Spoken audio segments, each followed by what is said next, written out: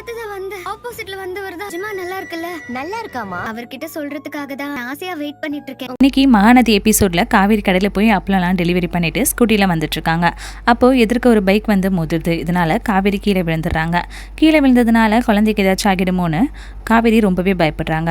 உடனே ஹாஸ்பிட்டலில் போய் செக் பண்ணலான்னு போகிறாங்க. குழந்தைக்கு எதுவுமே ஆகக்கூடாதுன்னு பயந்துட்டே இருக்காங்க. அடுத்து விஜய் காவேரிக்காக ஸ்டால் போடுறதுக்கு ஸ்டால் ஃப்ரீயாக இருக்கான்னு கேட்டுட்ருக்காரு. அப்போது காவேரி ஹாஸ்பிட்டலில் போய் செக் பண்ணிவிட்டு டாக்டர் கிட்ட கேட்குறாங்க, பேபி இப்படி இருக்குது, நல்லா இருக்கான்னு ரொம்பவே பயந்துட்டு கேட்டுட்ருக்காங்க. பேபி நல்லா இருக்குது, நீங்கள் இவ்வளோ பேனிக் ஆகாதீங்கன்னு டாக்டர் கொஞ்சம் அட்வைஸ்லாம் கொடுக்குறாங்க. அடுத்து எக்ஸிபிஷனில் காவேரிக்கு ஸ்டால் கொடுக்குறத பற்றி பேசுகிறதுக்கு வர சொல்கிறாங்க. உடனே காவேரி ரொம்ப சந்தோஷமாக கிளம்பி போகிறாங்க. அடுத்து ராகினி அவங்க அப்பா கிட்ட விஜய் வெண்ணிலாவோட சொந்தக்காரங்களை வர வச்சு அவங்க கூடவே வெண்ணிலாவை அனுப்ப போகிறத சொல்லிட்டு இருக்காங்க. வெண்ணிலா அவங்க சொந்தக்காரங்க கூட போயிட்டா விஜயும் காவேரி ஒன்று சேர்ந்துருவாங்க.